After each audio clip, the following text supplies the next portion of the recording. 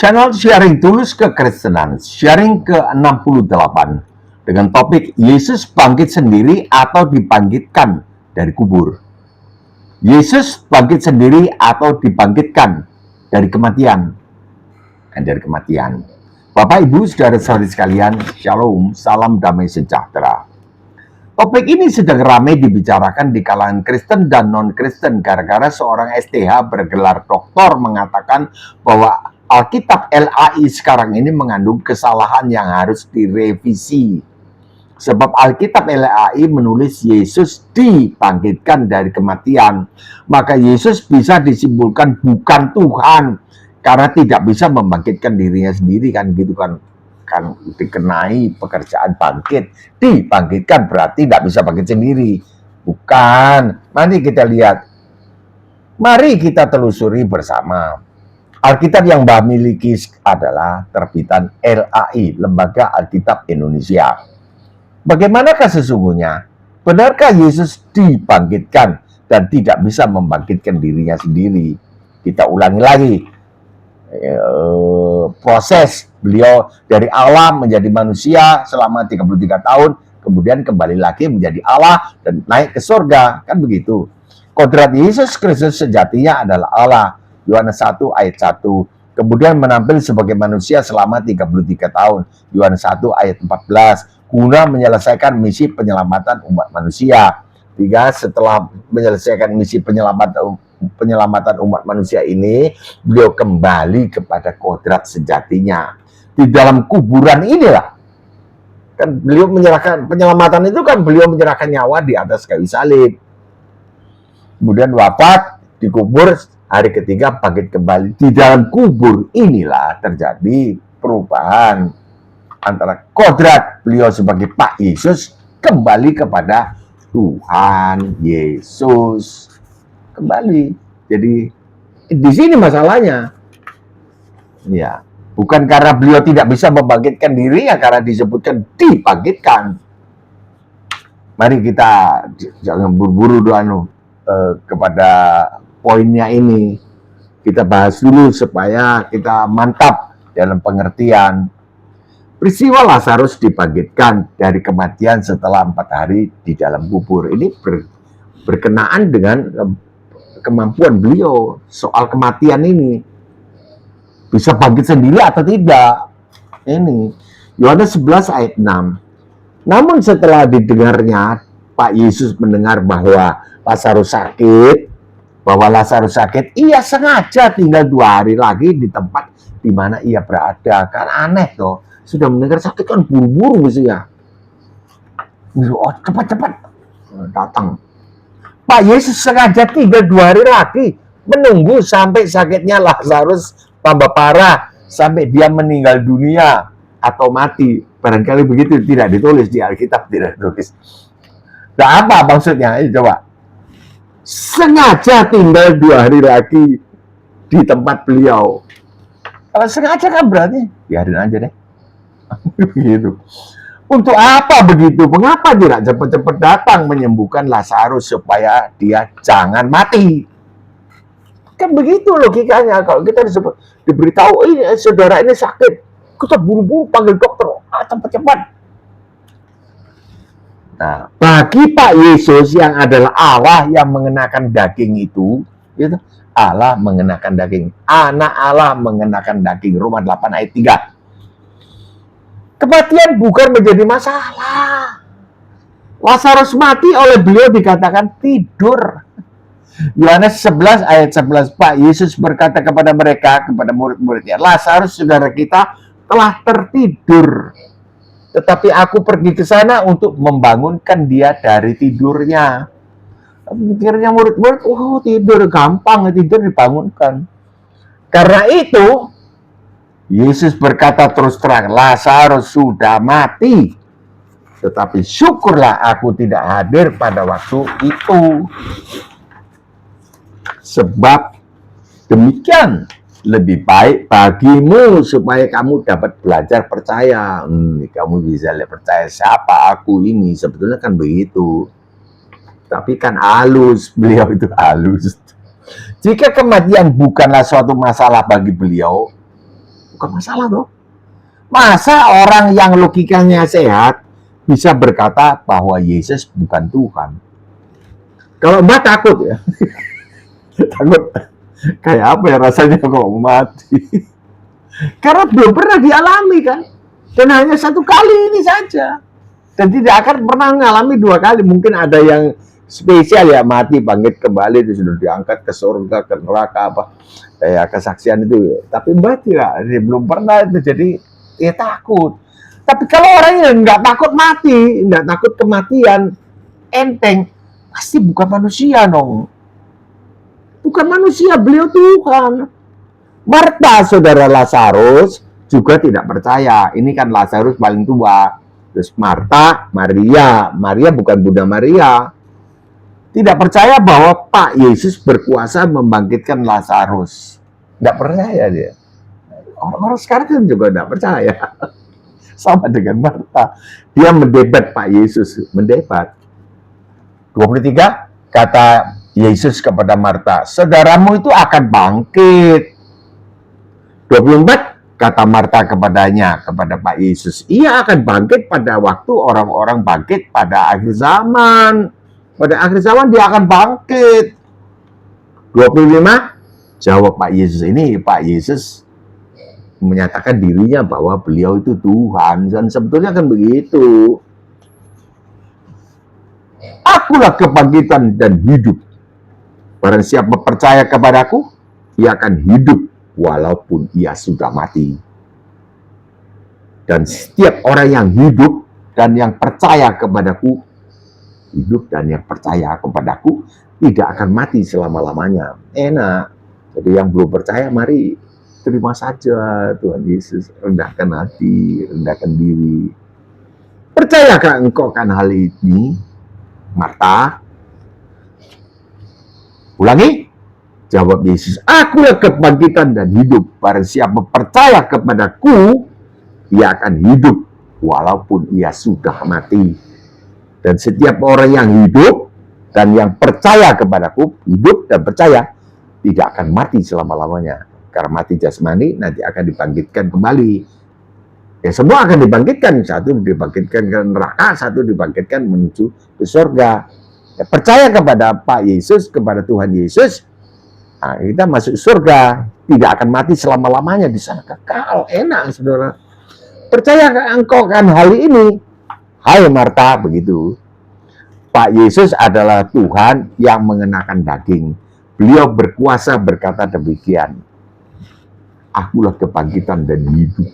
Barang siapa percaya kepadaku, ia akan hidup walaupun sudah mati. Dan setiap orang yang hidup dan yang percaya kepadaku tidak akan mati selama-lamanya. Kemain Tuhan mengenakan daging. Jadi harus dibedakan saat ini 33 tahun ini beliau sebagai Pak Yesus. Harus dibedakan dengan sebelum atau sesudahnya. Beliau menjadi manusia, menampil saja 33 tahun. Beliau berkuasa berkata demikian dan belum pernah ada nabi agama lain. Belum ada. Dan tidak akan ada yang berani berkata demikian. Tidak ada, karena beliau Allah. 39 kata Yesus, angkat batu itu. Batu penutup lubang goa itu, suruh angkat. Marta, saudara orang yang meninggal itu, berkata kepadanya, Tuhan, ia sudah berbau. Jangan buka, bau busuk. Sebab sudah 4 hari ia mati. 40, jawab Yesus, bukankah sudah kukatakan kepadamu, hai Marta, jikalau engkau percaya, engkau akan melihat kemuliaan Allah. Percaya kepada Pak Yesus, Tuhan Yesus. Pak Yesus yang adalah Tuhan pakai daging ini. Engkau akan melihat kemuliaan Allah, yaitu orang mati bangkit kembali. Tidak nampak sedikit pun keraguan Pak Yesus memerintahkan agar batu penutup lubang kuburan itu diangkat. Walaupun Marta yang tidak percaya itu mengingatkan bahwa Lazarus sudah 4 hari dikubur, tentu sudah berbau. nggak pusing keadaan Tuhan. 45, dan sesudah berkata demikian, sesudah Pak Yesus berdoa kepada Allah Bapa, Mbah singkatkan saja ini, anunya, Mbah potong supaya tidak terlalu panjang. Dan sesudah berkata demikian, sesudah Pak Yesus berdoa kepada Allah Bapa di depan orang banyak, supaya Bapa yang dipermuliakan, bukan diri Pak Yesus sendiri, berserulah ia dengan suara keras, Lazarus, marilah keluar. Ini dahsyat. 44 orang yang telah mati itu datang keluar, dan tangannya masih terikat dengan kain kapan, dan mukanya tertutup dengan kain peluh. Main luar biasa Tuhan kita. Diam, tenanglah. Itu ombak, angin ribut di laut, nurut. Alam semesta nurut. Kan beliau penciptanya. Orang mati bangkit. Bangkit. Logika kita yang sehat akan memimpin pikiran kita untuk mengatakan bahwa Pak Yesus yang ternyata mampu membangkitkan orang yang mati sudah 4 hari di dalam kuburan, pastilah beliau sanggup membangkitkan dirinya sendiri. Itu kan logika yang sehat. Kita masih ingatkan bahwa Bunda Maria melahirkan bayi laki-laki. Mbak mau kembalikan siapa Yesus, Pak Yesus ini. Ketika bayi ini menjadi dewasa, disalibkan, kan status beliau adalah orang laki-laki dewasa. Kita sebut Pak Yesus. Namun di dalam diri beliau ada pribadi firman, pencipta segala sesuatu yang tertutup oleh tubuh jasmani beliau sebagai manusia bernama Pak Yesus ini, bernama Yesus. Itulah sebabnya beliau sanggup menghidupkan Lazarus yang sudah mati selama 4 hari. Ini tadi Mbak keluar langsung dari otaknya Mbak. Cuma ini Mbak mau ikuti naskah supaya tidak lari kemana-mana. Beliau sendiri berada di dalam kubur hanya 2 malam. Hari ketiga itu kan 2 malam saja. Jumat mati, malam Sabtu, malam Minggu bangkit. Apa susahnya membangkitkan diri sendiri? Lazarus dibangkitkan oleh beliau. Ya beliau sendiri Allah itu. Sebetulnya kata di atau me ya beliau sendiri yang melakukan. Apa susahnya membangkitkan diri sendiri? Kan cuma 2 malam. Yohanes 10:17, Bapa mengasihi aku, oleh karena aku memberikan nyawaku untuk menerimanya kembali. Di sini ada satu kerjasama, ada ya organisasi lah. Ada kerjasama atau bagaimana ya Mbak, kekurangan kosakata karena tidak sekolahan nih. Orang yang sekolah tinggi, banyak orang muda-muda sekarang ini sekolahnya tinggi lah. Supaya banyak kosakata yang dimiliki, banyak perbendaharaan kata, maka banyak pula yang dikeluarkan. Bapa mengasihi aku oleh karena aku memberikan nyawaku dan menerimanya kembali. Artinya beliau ada di bawah organisasi yang di bawah ya. Beliau menerima sebagai manusia. Tidak seorang pun mengambilnya daripadaku, mengambil nyawaku daripadaku. Nah ini beliau kemudian menunjukkan ya diri beliau yang sejati. Tidak seorang pun mengambil nyawaku daripadaku. Beliau nggak bisa dibunuh, bukan mati karena kehabisan darah atau ditusuk, melainkan aku memberikan nyawaku menurut kehendakku sendiri. Jadi beliau bunuh diri. Yesus bunuh diri, bukan bunuh diri bos. Bunuh diri itu orang putus asa. Ini menyerahkan nyawa. Menyerahkannya kepada siapa? Ya kalau ada lepas nyawamu kemana? Itu aja jawabnya.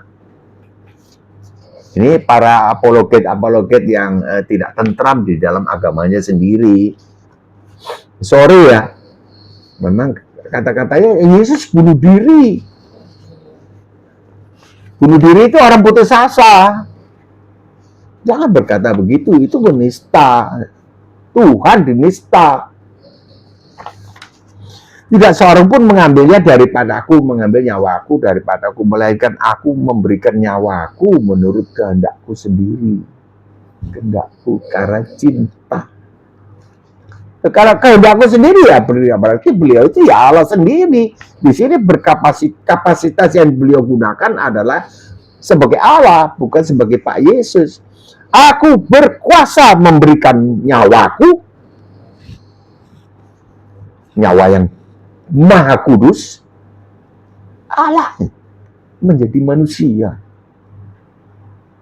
Aku berkuasa memberikan nyawaku dan berkuasa mengambil nyawaku kembali.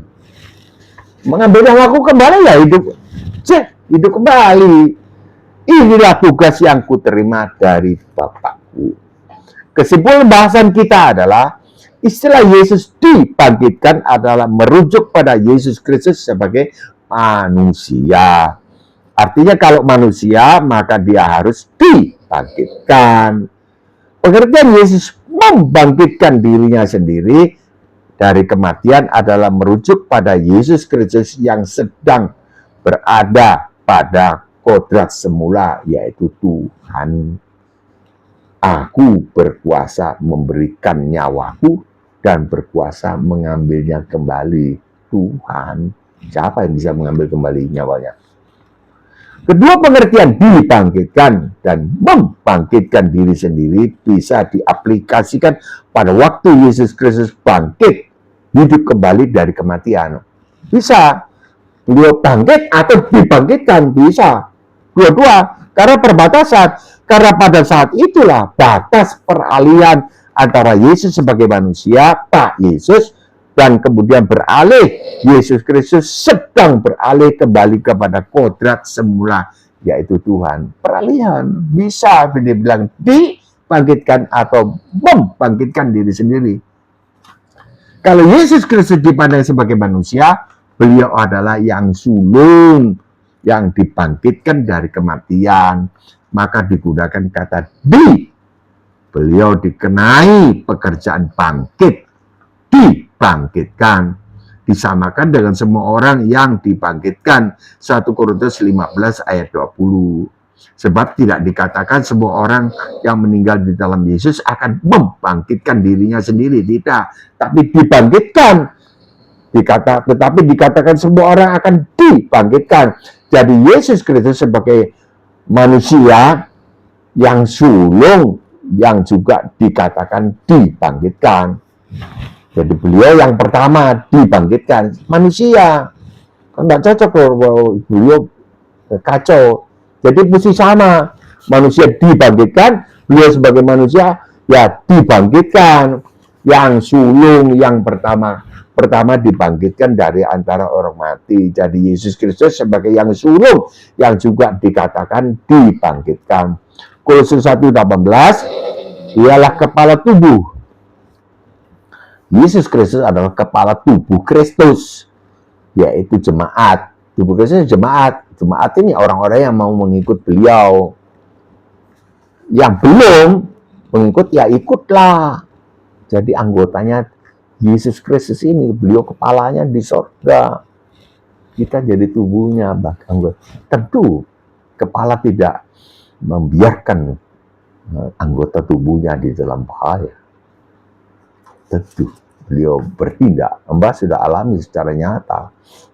Jadi bukan hanya teori agama, Mbah bukan orang suka gampang dibuai-buai oleh agama, tidak. Ialah kepala tubuh, yaitu jemaat tubuh. Beliau kepala. Itu pada waktu Saulus menganiaya jemaat, itu Kisah Para Rasul 9. Beliau bertindak.